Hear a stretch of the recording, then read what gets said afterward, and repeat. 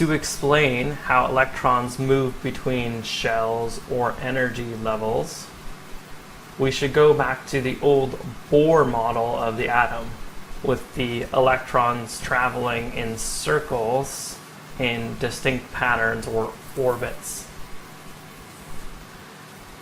First of all, what happens is as the electron is traveling around any given shell, like it is here, light in the form of a photon, which is the particle of light, can shoot in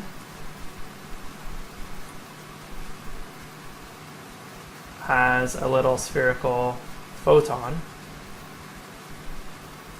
and it can collide or knock into the electron.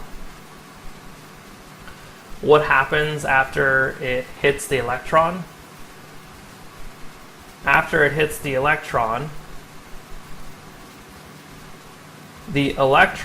will move from a lower shell or lower energy level to a higher shell or a higher energy level. The electron will move at least one energy level up. It can move more. It can move to further.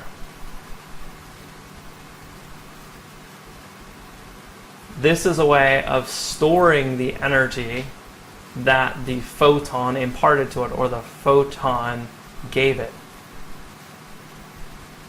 After that, after a very split second, what happens is that the electron will fall back down to the lowest energy level possible. In this picture, it's the first one, but it's always the lowest one possible.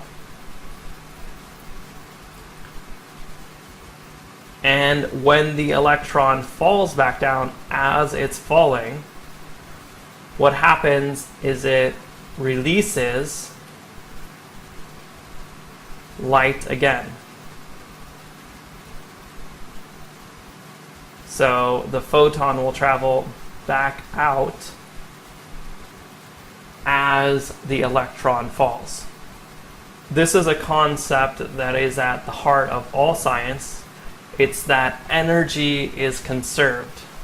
This photon coming in originally has an amount of energy associated with it. When it hits or collides with the electron, that energy is stored in the form of the electron moving. When the electron falls back down, it has to release energy in some form. It does that by releasing a photon. This is the concept you see in action in every neon sign of every storefront you see. The open signs in a lot of storefronts or in a lot of bars, they have a lot of beer signs, beer symbols for the different beers. Those neon signs work on this principle.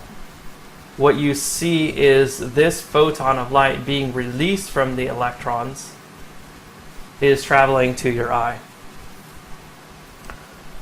Those signs are very specific in each color they release. Another way you can see this is most forms of light do a similar thing to this. They move electrons up and down, so any light bulbs in your house or those kinds of things, they release electrons in a similar manner. It's just a little bit more complicated.